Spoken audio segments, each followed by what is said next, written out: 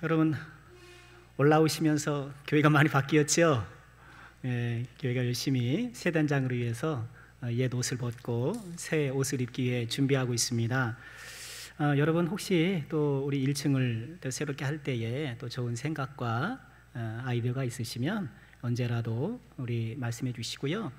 다음 주쯤에 한번 우리 경과 보고도 하고 또 여러분들 의견도 듣는 그런 시간을 잠시 가질까 합니다. 여러분 한번 돌아보시고 또 평소에 한번 이렇게 생각했던 거 말씀해 주시면 말씀하신 대로 다 할 수는 없겠습니다만 또 깊이 참고할 수 있으리라 봅니다.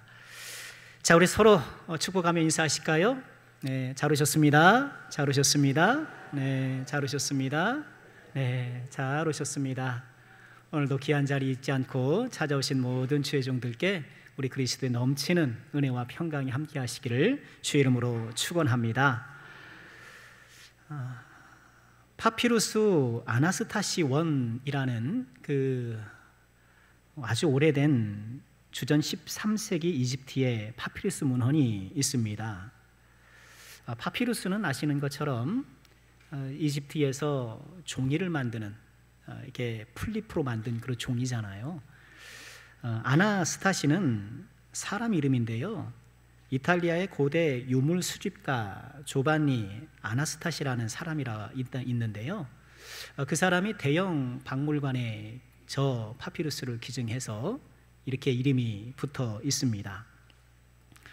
저 문서는요, 고대 이집트에서 서기관들을 훈련시킨 그런 교재였대요. 서기관 하면 여러분 성경에서 서기관, 특히 신약 성경에서는 율법학자들을 지칭하는 경우가 많은데요, 또 구약 성경에 보면 종종 왕궁 서기관이라는 얘기도 나와요. 근데 그때 왕궁 서기관은 어떤 정부의 행정적인 업무를 실질적으로 담당하는, 요즘으로 치면 공무원이라고 할까요? 그런 역할을 했던 분들이에요. 그분들을 시험 치어서 뽑고 또 그렇게 뽑은 사람들을 또 훈련해야 되지 않겠습니까? 아까 보았던 그 파피루스가 그런 서기관들을 훈련시키는 교재였대요. 재밌게 구성이 되어 있다고 하는데요, 홀이라는 서기관이 아멘에모페라는 서기관에게 이렇게 편지 형식으로 쓰는, 아마 교재를 나름 이렇게 재밌게 구성을 했던 것 같아요. 그런 형식으로 쓰여져 있다고 하는데요, 그 내용 중에는 이 홀이라는 서기관이 아멘에모페 서기관을 무능하다고 나무라는 내용도 있대요. 뭐라고 나무라냐 하면, 너는 돼지처럼 더럽다, 너는 멍청하고 무식하다, 이렇게 나무란다는 거예요. 이게 13세기 주전 13세기 문헌이니까 그때도 이미 사람들이 동물에 빗대어 또는 여러 모욕적인 말로 욕설을 했다는 증거가 되죠. 물론 이 문서가 욕설이 등장하는 첫 번째 문서는 아니겠습니다만, 이처럼 욕설은 역사가 깊어요. 유구한 역사를 지니고 있는데요, 아마도 사람이 언어를 구사할 수 있는 그때부터 얼마 지나지 않아 욕도 했던 것이 아닌가, 저는 그렇게 생각을 해보게 되는데요, 욕은 이처럼 역사도 깊지만 쉽게 익혀진다는 특성이 있어요. 우리 자녀들이 학교 가면 뭘 가장 먼저 배우든가요? 꼭 그런 건 아니겠지만 욕을 그렇게 배워와요. 엄마들이 깜짝 놀라잖아요. 부모님들은 분명 앉혀놓고 야 따라해봐 뭐 이렇게 한 적이 없는데, 아니 어디선가 그런 듣도 못한 욕을 배워오는 거예요. 그렇게 어렸을 때 시작된 욕은 어지간해서는 떨어지지 않고 평생의 동반자처럼 함께하는 경우가 많습니다. 여러분 어떠세요? 우리 다 저를 비롯해서 거룩한 표정으로 있습니다만 욕을 하시지 않나요?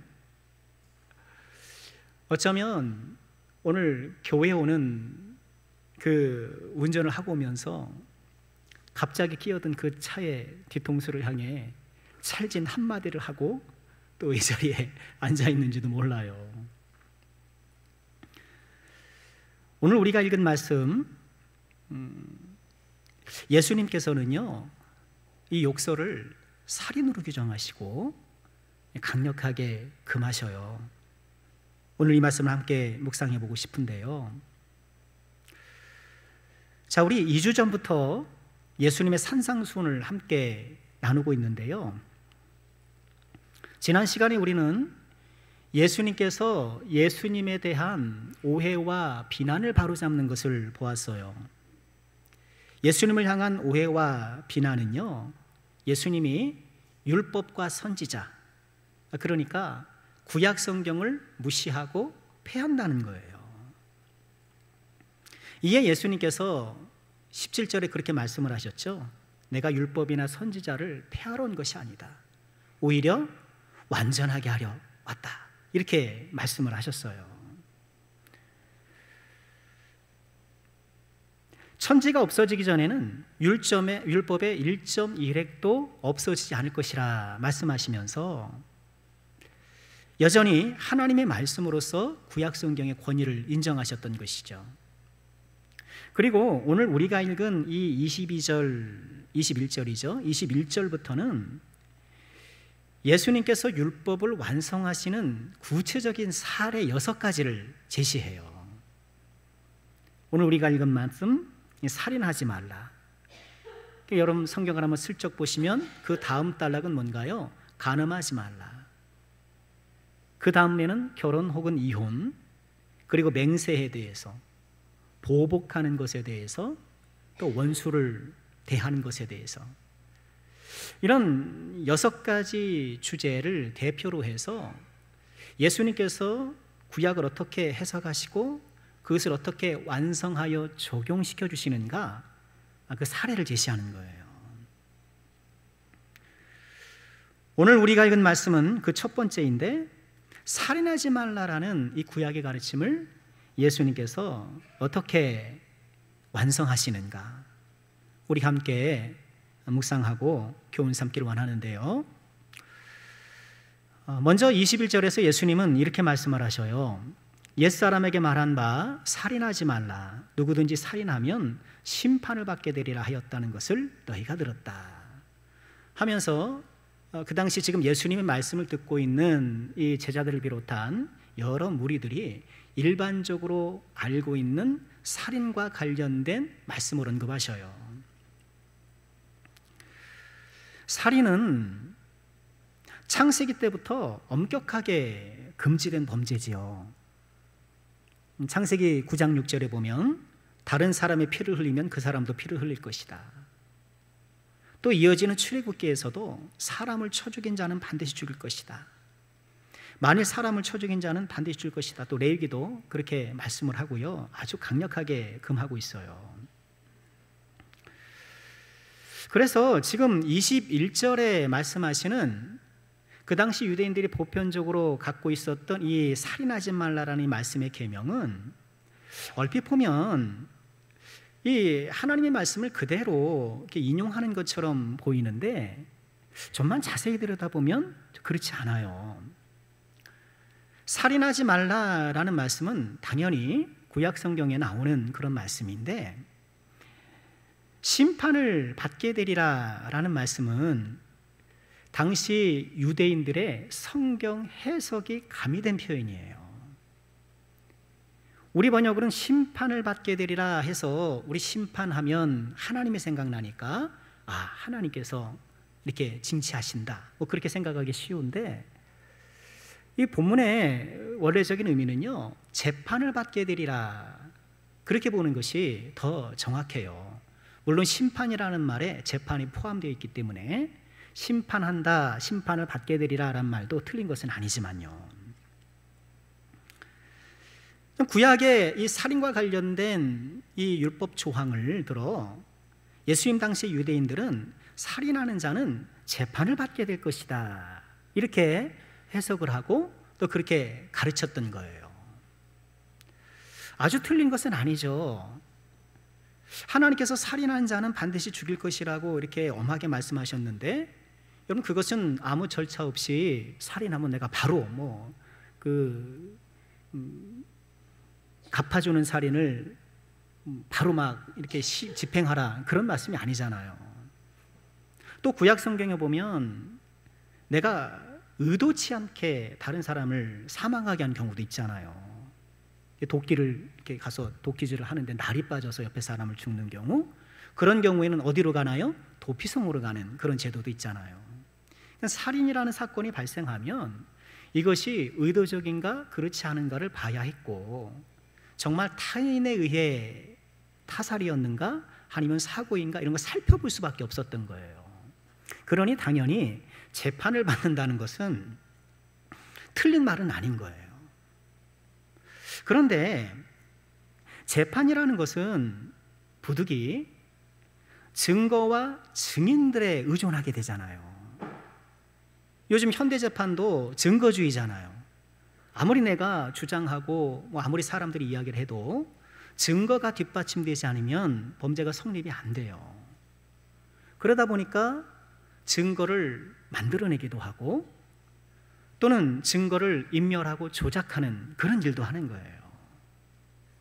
살인하지 말라라는 말에 덧붙여 재판을 받게 되리라 라고 말을 하니 이제 사람들은 어떻게 할까요?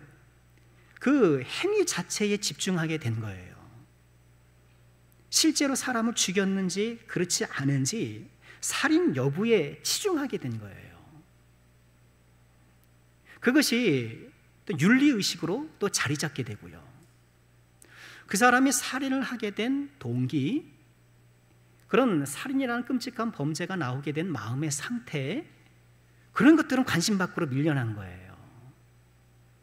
오직 벌어진 상황만 보게 되는 거예요. 그러다 보니까 어떤 일이 생깁니까? 말씀드린 것처럼 그 사람의 마음 중심을 보시는 하나님 앞에서 그 사람이 어떠한가를 살펴보기보다는, 마음 중심을 보는 하나님 앞에서 내 마음과 동기가 어떤지를 살펴보기보다는 했느냐 안 했느냐, 죽였느냐 그렇지 않느냐, 그것만 치중하게 되는 거예요. 그러니 내가 실제로 누구의 생명을 빼앗지 않으면 나는 이 계명을 잘 지켰어 라고 자부하게 되는 거예요. 예수님께서는 이러한 상황을 바로잡으시는 거예요. 살인하지 말라는 이 계명은 그저 누구를 죽였냐 죽였지 않느냐 그런 표면적 행위의 문제가 아니라 살인의 근간이 되는 마음의 문제, 또 살인과 버금가는 무서운 효과를 양산하는 또 다른 언어의 문제, 거기까지 예수님께서 확대 적용하셔서 하나님께서 본래 이 말씀을 주셨던 그 의도를 드러내고 계시는 거예요.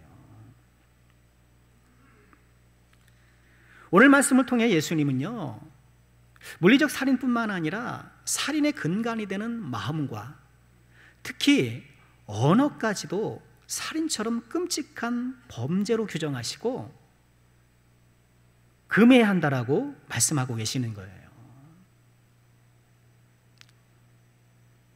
예수님께서 살인으로 규정하사 금지하신 첫 번째는 뭘까요? 우리가 읽은 것처럼 분노입니다. 22절 말씀 보실까요? 나는 너희에게 이르노니 형제에게 노하는 자마다 심판을 받게 되고. 당시 유대인들은 다른 사람의 생명을 빼앗는 그런 살인 행위를 해야만 재판을 받는다 그렇게 생각을 했지만 예수님은 어때요? 그런 살인 행위 말고 그 살인 행위 근간에 있는 분노심을 가져도 재판을 받게 된다. 너희들이 하는 말처럼 재판을 받게 될 그런 큰 범죄다라고 말씀하고 계시는 거예요. 분노, 또 미움, 우리 마음속에 일어나는 실제로 행동으로 펼쳐지진 않았지만 이 분노와 미움을 살인에 버금가는 것으로, 아니 살인으로 간주하셔서 그러면 안 된다라고 말씀하시는 거예요. 요한일서 3장 15절에도 이렇게 말씀을 하셔요. 같이 읽어볼까요? 시작. 그 형제를 미워하는 자마다 살인하는 자니 살인하는 자마다 영생이 그 속에 거하지 아니하는 것을 너희가 아는 바라. 형제를 미워하는 자마다 살인하는 자다. 그 미움이 상대방이 알 수 있도록 드러날 수도 있고 또 상대방은 모를 수도 있잖아요. 드러났느냐 드러나지 않았느냐 그 여부와 상관없이 그 마음 자체를 말하고 있는 거예요. 물론 분노나 미움 자체가 일어나는 것이 문제는 아니에요. 하나님께서 우리를 감정의 동물로 만드셨잖아요. 희노애락을 느끼잖아요. 어떤 일에 분노를 느끼는 것은 본능적이고 자연스러운 것일 수 있어요. 미움도 그렇고요. 그런데 주님께서 금하시는 것은요, 오늘 이 요한일서 3장 15절에 미워하다도 그렇고 또 오늘 본문의 5장 22절에 노하다라는 단어도 그렇고요, 이 단어들이 모두 현재형이에요. 그리스어의 현재형은 영어로 치면 현재 진행형이거든요. 계속 미워하는 거예요. 계속 분노하는 거예요. 내가 분노한 것 같으나 내가 분노에 사로잡히는 거죠. 분노 자체가, 미움 자체가 순간적으로 일어나는 것은 자연스러울 수 있어요. 근데 하나님께서 그거는 인정하셔요. 에베소서 4장 26절에 이렇게 말씀을 하시잖아요. 분을 내어도 죄를 짓지 말고 해가 지도록 분을 품지 말고 마귀에게 틈을 주지 말아라. 본인 알 것은 인정하지만 그럴 수도 있다라고 생각하시지만 그거를 내가 증폭시켜서 그것을 내가 확대시켜서 또 다른 죄로 연결되지 않도록 주의하라는 거예요. 그런데 우리는 어때요? 분을 내어 죄를 짓는 경우가 적지 않고, 이 에베소서 말씀은 해가 지도록 불을 품지 말라라는 것은 이 날이잖아요. 그 날이 지나도록 불을 품지 말아라 말씀인데, 이 해를 우리는 연해가 돼가지고 그 해가 다 지나도록, 한 해 두 해가 지나도록 계속 그 분을 품는 경우가 있는 거예요. 마귀에게 틈을 주지 말라고 말씀하셨는데 뭐 허점투성이 마귀에게 틈이 아니라 아주 길을 열어줘 버리는 그런 실책을 범할 때가 적지 않다는 거예요.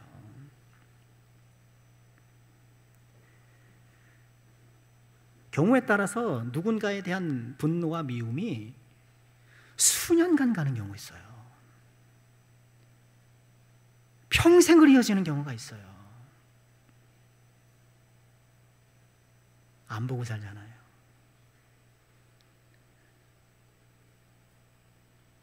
부모님 안 보고 형제 안 보고 막 그러기도 해요.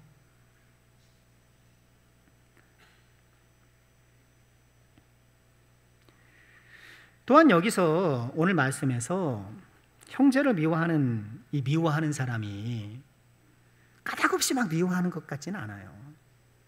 뭐 그런 나쁜 사람도 있죠. 괜히 막 미워하는 경우가 있을 수 있는데, 미워할 만한 충분한 이유가 있을 수도 있어요. 아이 목사님, 제가 이런 상황에서 어떻게 화를 안 냅니까? 어떻게 미워하지 않을 수 있습니까? 누가 들어도 그 분노와 그 미움에 공감할 수밖에 없는 그런 경우가 있을 수 있어요. 지금 예수님께서 분노하지 말아라, 미워하지 말아라고 하는 말씀은 시장에서 뭐 콩나물 안 깎아준 거 뭐 그거 그래 뭐 미워하지 말라 그런 게 아니잖아요. 이런 상황에서 어떻게 화를 내지 않습니까? 라고 말할 수 있는 그 상황까지도 얘기하시는 것이죠. 우리는 상황을 들어서 나의 분노와 미움을 정당화하려는 그런 경향이 있어요. 심정은 이해가 됩니다. 그런데 주님은, 우리 예수님은 그것을 넘어서라는 거예요. 너희 의가 서기관과 바리새인보다 낫지 않으면 결단코 천국에 들어가지 못하리라. 서기관과 바리새인으로 대변되는 세상 사람들은 그럴 수 있지만, 그런다 하더라도 나의 제자여 하나님의 자녀인 너희들은 그런 사람들의 보편 감정과 보편 문화와 간섭을 넘어서야 되지 않느냐고 도전하고 계시는 거예요.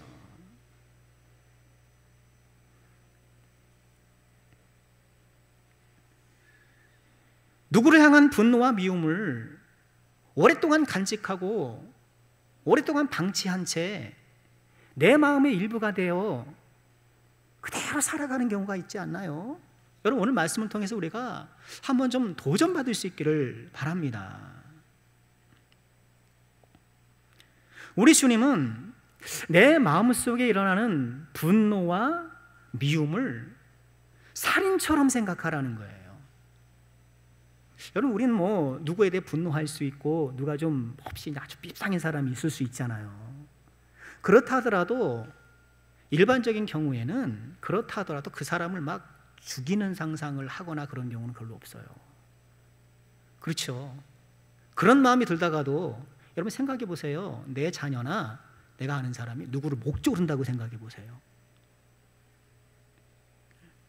끔찍한 얘기지만 막 칼로 찌른다고 생각해 보세요. 나나 내 자식이 막 그런다고 생각해 보세요. 막 떠밀고 막 차 오는데 막 떠밀고 막 그런다고 생각. 여러분 어때요? 끔찍하잖아요. 그런 살인의 상상이 끔찍한 게 일반적이지 않습니까? 만약에 거기서 막 쾌감을 느끼면 빨리 병원 가보셔야 돼요. 빨리 상담 받으셔야 돼요. 어떤 살인의 상상을 할 때 우리에게 느껴지는 끔찍함, 그런데 그런 끔찍함을 무엇을 보고도 느끼라는 거예요? 내 분노와 미움에 대해서도 느끼라는 거예요. 내 마음속에 일어나는 분노를 그런 아주 끔찍한 살인 행위처럼 여겨서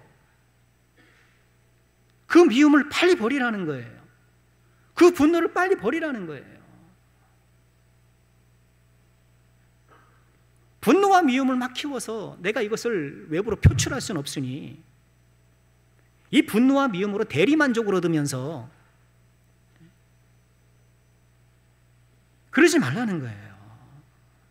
세상 사람들은 그런지 모르지만, 서기관과 바리새인은 그런지 모르지만 나는 너희에게 이르노니, 예수님의 제자는, 하나님의 자녀는 그걸 넘어서야 한다는 거예요. 분노하고 미워하는 자는 살인하는 자예요. 여전히 누구를 향하여 분노와 미움에 사로잡혀서 그것을 방치하고 그것을 끌어안고 살아가고 있지는 않습니까? 마틴 루터가 그런 말을 했죠. 새가 머리 위로 지나가는 것은 막을 수 없다.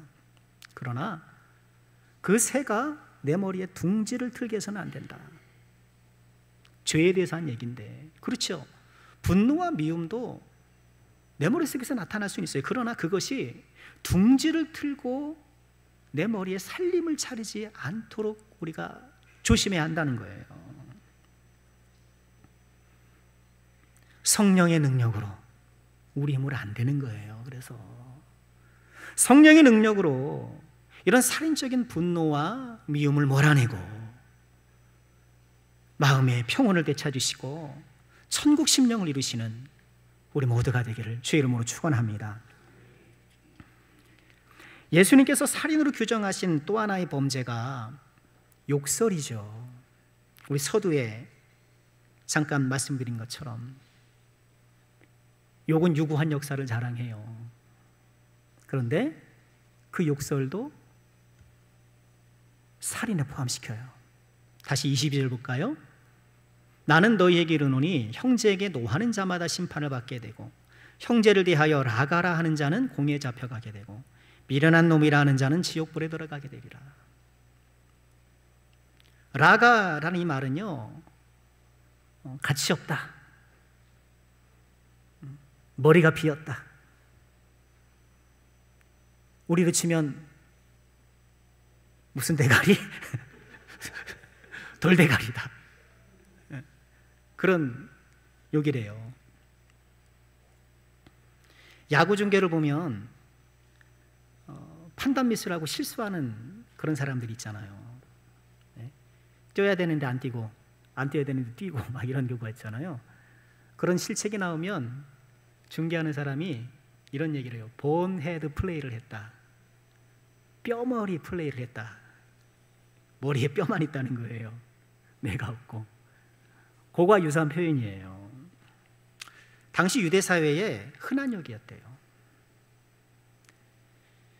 미련한 놈도 마찬가지고요. 모르스라는 단어인데요, 이 라가도 그렇고 모르스, 미련한 놈도 그렇고요, 뭐 그 사람의 인생을 휘청거리게 할 아주 그런 뭐 모욕적인 그런 말이 아니고 일상생활에서 흔히 사용했던 그런 욕설이래요. 비교적 가벼운 욕, 들어도 욕 같지 않게 생각하는 그런 것들. 그런데 주님은, 예수님의 제자들은 그런 욕을 버려야 된다고 말씀을 하셔요. 심지어는 미련한 놈이라고 하는 자는 지옥불에 들어간다고 말씀을 하셔요. 그럼 이 말씀은 내가 욕 한마디 했다고 그냥 지옥으로 떨어진다, 뭐 그런 말씀은 아닐 거예요. 또 구원의 교리는 보다 더 세밀하고 또 다른 측면이 있으니까 멀쩡한 사람 욕 한마디 하면 뭐 지옥에 떨어지고 그런 말씀은 아니죠. 그만큼 뭐예요? 하나님이 싫어하신다는 거예요.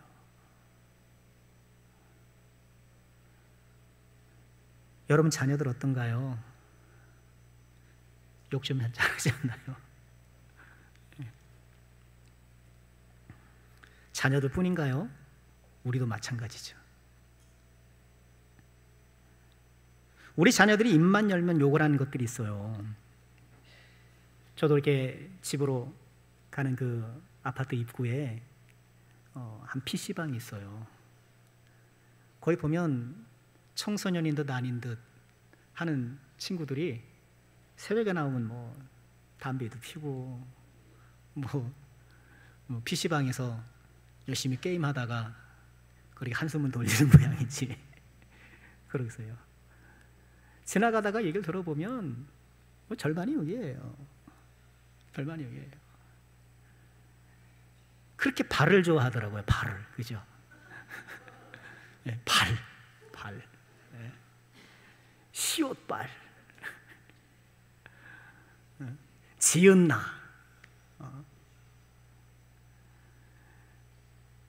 그럼 그 욕이 무슨 뜻인지 알죠?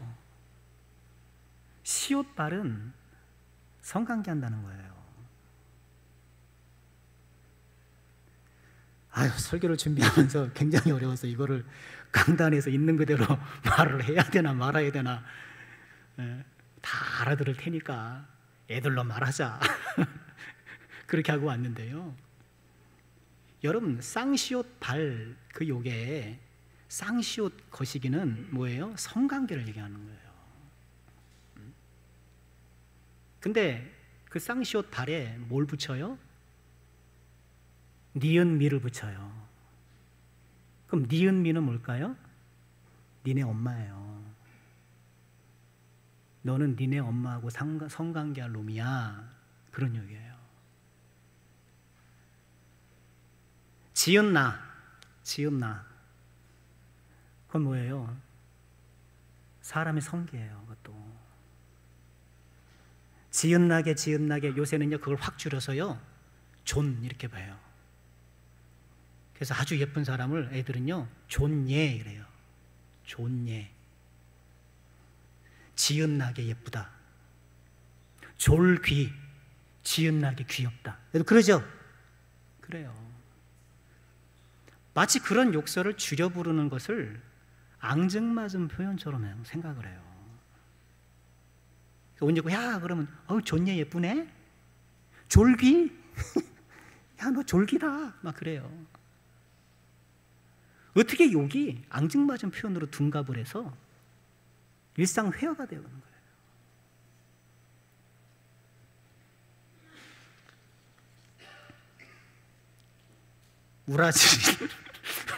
우라질이 뭐예요? 우라질이 옛날에 오라를 받으라 그러지. 오라, 죄 지은 사람을 오라줄로 묶어갔잖아요. 그것은 오라줄에 묶여갈 인간, 그런 거예요. 경을 칠 놈, 육실할, 끔찍한 일이에요. 욕의 뜻을 알려주면, 청소년들이 욕의 뜻을 알면 사용 빈도가 줄어든다는 그 연구 결과가 있대요. 자녀들이 욕하면, 여러분 인터넷 검색 다 하시잖아요. 다 하시잖아요.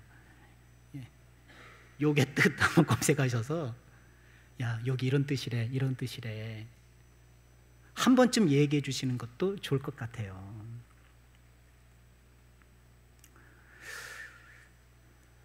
이런 욕설들이 때로는 친근감의 표시로 둔갑해요. 우리는 친하다는 것을 무례해도 된다라고 잘못 생각하는 경우가 있어요. 여러분, 그것은 정말 착각이에요. 친한 사람을 그 앞에서는 막말해도 되는 사람으로 생각하는 경향이 있어요. 세상 사람들은 그런지 몰라요. 고향 친구 만나고 그래 친구 만나가지고 그냥 내가 막 욕도 하고 막 하면서 막 이렇게 옛날에 썼었던 그런 모국어를 동원을 해서 막 이렇게 대화를 하는 거. 세상 사람들은 그런 게 편한지는 모르지만 예수 믿는 사람이 그래서는 안 된다는 거예요. 우리는 충분히 온유하고도 겸손하고 따뜻한 언어로 얼마든지 친해질 수 있는데, 왜 우리가 경우에 없는 말,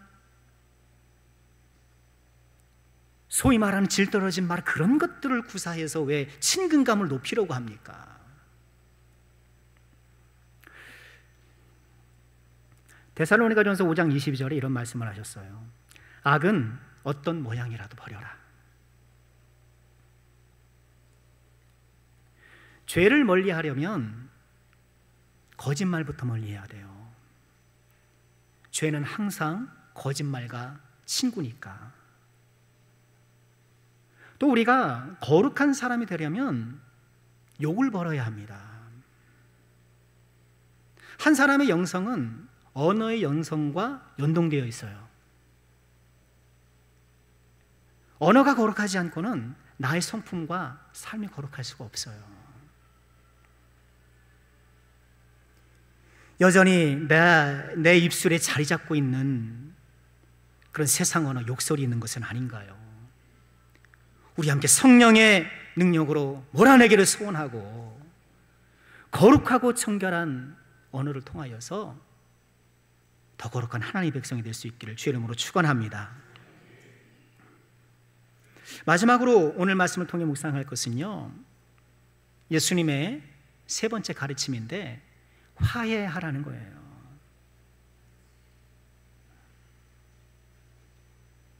오늘 예수님께서는요, 분노와 욕설을 살인으로 규정하시며 금하라고 말씀하신 후에 화해를 촉구하세요. 분노와 욕설은 관계를 깨트리잖아요. 그러니 그런 관계를 깨트리지 말도록 이렇게 당부하시면서 두 번째로 그 깨어진 관계를 어떻게 복원하는가, 그 말씀을 하시는 거예요. 깨어진 관계를 복원하는 방법은 다름 아니라 뭐예요? 화해하는 거예요. 23절 말씀, 24절 같이 보실까요? 시작. 그러므로 예물을 제단에 드리려다가 거기서 내 형제에게 원망 들을 만한 일이 있는 것이 생각나거든.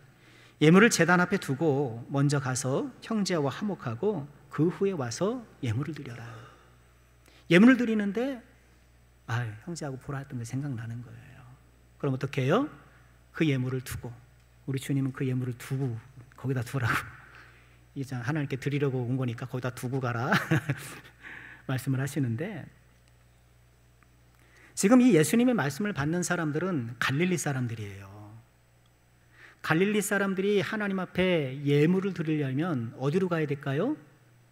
예루살렘 성전까지 가야 돼요. 약 130km. 그 130km를 꼬박 3일, 그죠? 열심히 걸어도 3일 걸리지 않겠습니까? 가가지고 예물을 딱 드리려고 그랬는데, 생각이 났어. 그럼 어떻게 해야 돼요?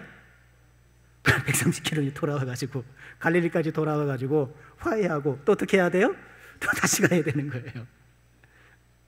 그런 이 말씀을 받았던 그 갈릴리의 유대인들은요, 했을 거예요. 주님은 예배보다 화해가 먼저라고 말씀을 하셔요. 분노하고 미움 있고 또 불화의 상태에서도 우리는 얼마든지 예배 드릴 수 있거든요. 왜? 와서 앉으면 되잖아요. 그렇게 예배 드리면서도요, 찬양할 때 또는 말씀을 들을 때 감흥이 있을 수도 있어요. 충분히 그럴 수 있어요. 은혜 받는다라고 생각할 수 있어요.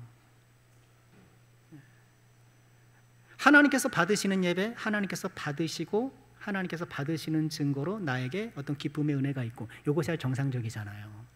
그런데 우리 사람은 죄로 오염되어 있고 이상하게 뒤틀려 있어서요, 하나님이 받지 않으심에도 불구하고 본인이 감흥을 느낄 수 있어요. 즐거움을 느낄 수 있다니까요. 죄를 지으면서도 은혜 생활 얼마든지 할 수 있습니다. 얼마든지 할 수 있어요. 세상에서 마음껏 살면서도요, 교회 나가지고 예배하고 봉사하고 처음에는 불편해도요, 시간 지나면 안 불편해요. 양심이 화인 맞아가지고 별 느낌이 없어요.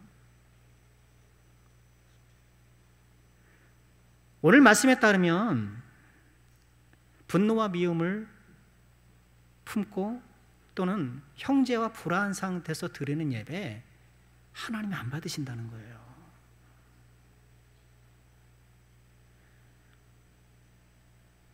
하나님이 안 받으시는 예배를 계속 해왔던 것은 아닌가.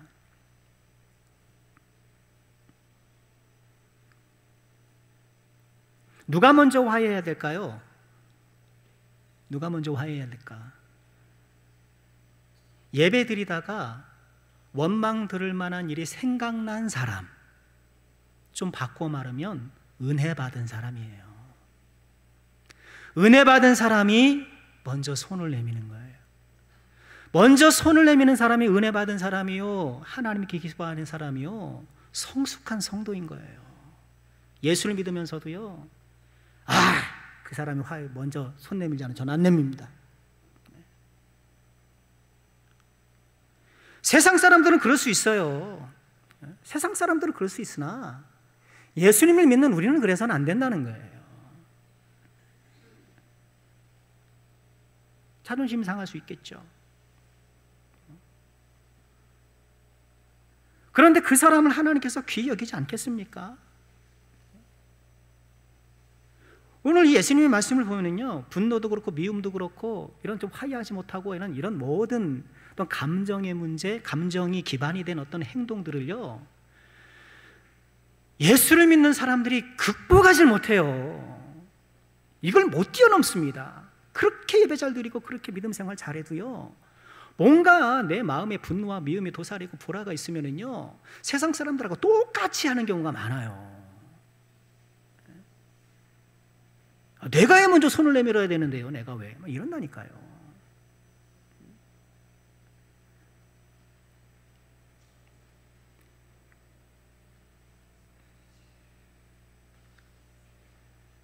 오늘 예수님의 강력한 도전 앞에 우리 모두가 참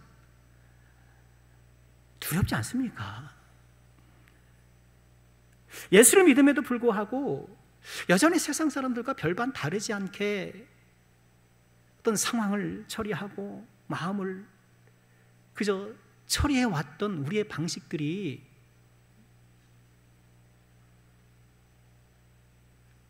여전히 예수를 믿음에도 불구하고 순간순간 튀어나오는 그 욕들이,